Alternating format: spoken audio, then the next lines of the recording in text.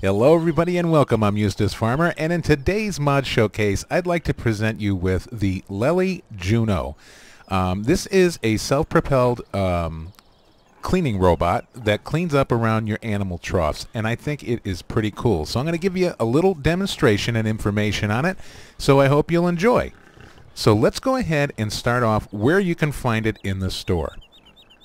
Okay, so you're going to go into animals and then just scroll over 1, 2, 3 easy, and there it is, Juno 150. It's $12,000, $120 a day maintenance. It goes a maximum of 3 miles per hour, and it says here the base cost is $600 a day, operating cost per hour is $600, and then a total of per day $120. Initial cost $1320. You can choose any color under the rainbow for the top portion. And then the standard is without a beacon light and design with the beacon light. It adds $120 for the beacon light. And it will pick up and clean all of this. So pretty much everything. So anything spilled on the ground, it'll pick it up and put it in the animal trough for you. Now, I did have an issue on the Holland landscape map where the silage would spill through the walls when you use the shovel leveling blade. So I tried to clean it up with this, and it does pick it up, but it's not enough because it really has no place to deposit it. So that's pretty much what it does. It doesn't really have a holding tank capacity, so it has to kind of like pick it up and transfer it. But good idea in concept. Okay, so anyway, let's go ahead and see this bad boy in action. Okay, so the first thing you're going to want to know is you have to drive this like a conveyor if you're going to do it manually. And to start it up, you're going to have to get in it. So you walk up, hop right in there, start it up if you've got manual ignition. And if you want your beacon light, you hit your, what is it, the home key on the keyboard. And there's your little beacon light. And then that's it. Now, if you want it to work automatically, there's a couple things you need to do. You need to start it in the center of the zone marked area, and then the helper will know to go forward so many centimeters and backwards so many centimeters.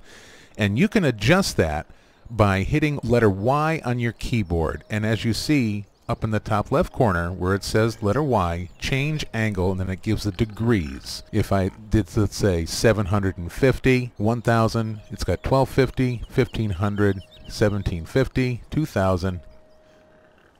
And as you see there, I'll keep scrolling, the list goes on and on. You can have this drive down the road if you want to. So, yeah, we'll start off at 500. I'm going to put it in the center. Now, I wish it had like an activation button where you can tell it when to start vacuuming, for lack of a better word. Because like I would rather not have it pick this up right just yet. So let's see, that's the center there. Well, we'll just go ahead. But as you see, it's picking it up and it's putting it right into the feed trough for you. So let's go ahead at 500 and start the helper and see what happens. And our hungry little piggies, they're coming up here to gobble up the goods. Okay, so 500 stops a little short. So once it gets back center, yeah, we'll go ahead. Let me just put it center. It's kind of funny driving this with a steering wheel and pedals. All right, so let's just try 1,000. Let's be renegades. There we go. So actually that's pretty good because I've seen the pigs spill the feed all the way to that gate. If you haven't been here in a little while.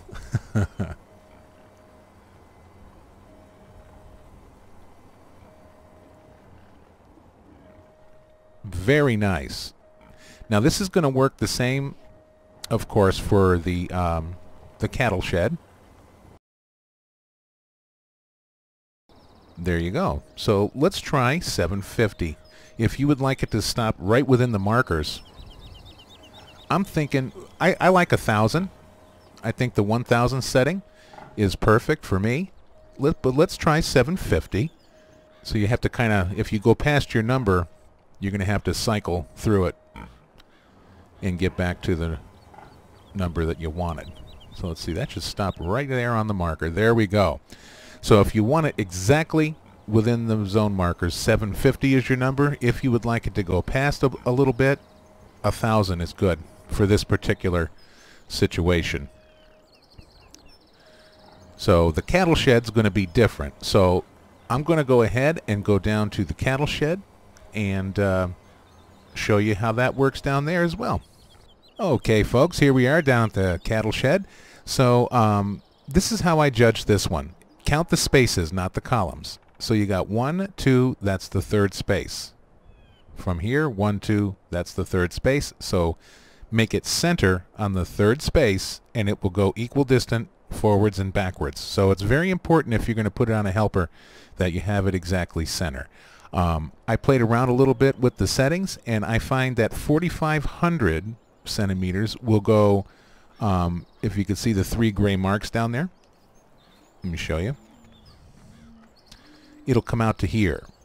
So that's a little far because I don't see the cows messing out to here, but you're going to have to judge when you pull up and see, you know, just what kind of mess they've made. But 4250 goes perfect, right just a little over the yellow line. So 4,250 is a great setting if you want it just a little over the line. Okay, so let me go ahead and fire it up for you. And you see you'll get that little starting beep, and it will continue to beep as it's working. That way it's letting you know that it's active. And there you just heard the vacuum kick in. Now I'm just going to let it go forward. You'll have to trust me that it does the same distance forwards and backwards, because I don't want to sit there and bore you with that. But there you go. So it's just a little bit beyond the markers, which is good, because I'm sure the cattle can spill over that a little bit, just like the pigs do. So 1,000 for the pigs, 4,250 for the cattle shed. And that, of course, depends on whatever map you're playing on. You know, that's for the standard in-game cattle shed. When you're playing modded maps, you're going to have to play around with that little Y button and, you know, figure out, you know, what setting works well for that particular situation. Okay, so actually we will let it ride down a little bit, because I'm going to show you the next feature. Oh, and I just messed it up. Sorry about that. It's making a liar out of me. I hit my steering wheel. So this is the Lely charging station, and no, it doesn't run out of battery power, but this is what it does do for you. So you're going to go into the placeables and then scroll down a bit until you see it, and there it is. So it's $120, 0 maintenance a day. So charging station for the Lely Juno 150 covers maintenance costs for one Lely Juno 150. So it's going to cover the maintenance costs on your feed pusher per unit. So if you have 2, then you're going to need 2 of these. And it's just like any other placeable. Put it wherever you want that the game will allow you. And you're going to probably want it out of the way so you're not running into it with your tractor all the time. So what I will do is I'll go ahead and run it, and I'll do it in a time lapse. So I'll speed up the frame just so you can see, because I feel bad that it did that because of me. There we go. So I'll let it run in time lapse, and you can see it go forwards and backwards.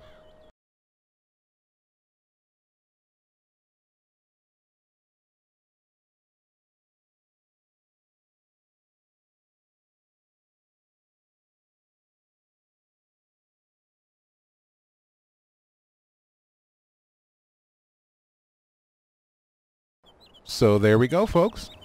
So if you want to play it up real, yeah, you can just park it right in front of the charger. There you go, and shut her down. This is obviously not necessary. This is just play. And there you have it. So really awesome. So when you come into the game, you know, come over and check on your animals, and just pop on your little Juno Robo Cleaner. So here's the important question. Do you, Juno? Okay, I'm about as corny can be. But anyway, I hope this has helped you get a good start if you would like to use this machine, and you won't have to bang your head and figure things out as much now, I hope. So please let me know what you think down in the comments section. And as always, it's been a pleasure having you, and thank you so much for watching. I really appreciate it. So until we meet again, please take good care of yourself, okay? And bye-bye for now.